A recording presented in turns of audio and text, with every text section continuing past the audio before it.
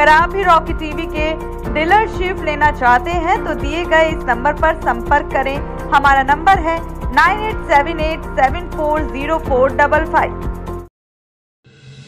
22 साल पुरानी प्रेम कहानी मां बगलामुखी बमलेश्वरी देवी इस मंदिर से जुड़ी कहानी जागृत रूप से पहाड़ी में प्रतिष्ठित है।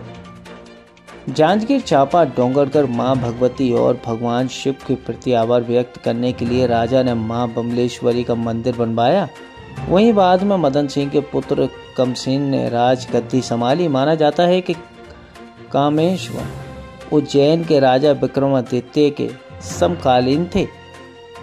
कल नृत्य और संगीत के लिए इच्छा कामाख्या नगरी में काम कांधला नाम की राज नर्तकी थी। 2200 साल पुरानी एक प्रेम कहानी से जुड़ा हुआ है। दरअसल छत्तीसगढ़ से राजा नंदगांव जिले के डोंगरगढ़ में पहाड़ी पर मां बमलेश्वरी का भव्य मंदिर स्थित है। डोंगरगढ़ में 1600 फीट ऊंची पहाड़ी पर मां बमलेश्वरी का प्रसिद्ध मंदिर है।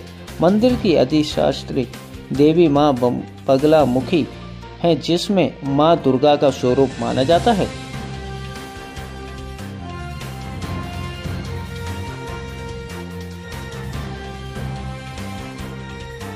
दुमानी ग्राम से आया हूँ माता रानी के दर्शन करने। ये डोंगरगढ़ में आए हैं।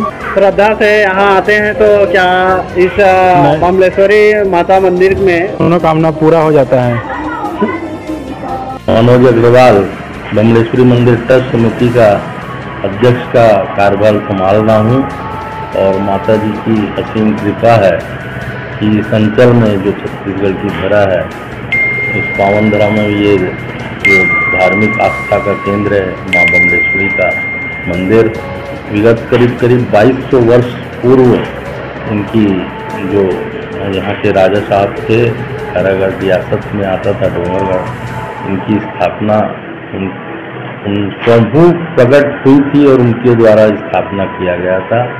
तो इतने वर्ष पूर्व से यहाँ माता जी की पूजा अर्चना और की जाती है और पूरे भारतवर्ष से विशेषकर छत्तीसगढ़, महाराष्ट्र और मध्य प्रदेश के लाखों की संख्या में यहाँ डोंगरगढ़ में दर्शनार्थी यहाँ आते हैं अपनी मनोकामना की आस्था के रूप में, और माता जी का आशीर्वाद उन्हें प्राप्त होता है। ये ऐसा किंवदंती है कि ये कामावती नगरी के नाम से डोंगरगढ़ जाना जाता था।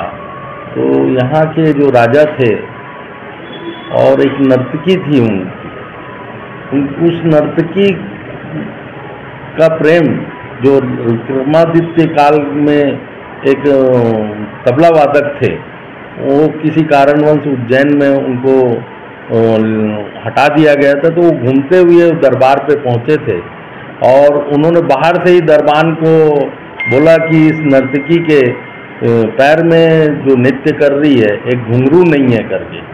तो दरबान ने राजा साहब को इसकी सूचना दी और उसका परीक्षण कराया गया और 100% वो सही पाया गया। तो राजा साहब प्रसन्न होकर उन्होंने अपने दरबार में रख लिया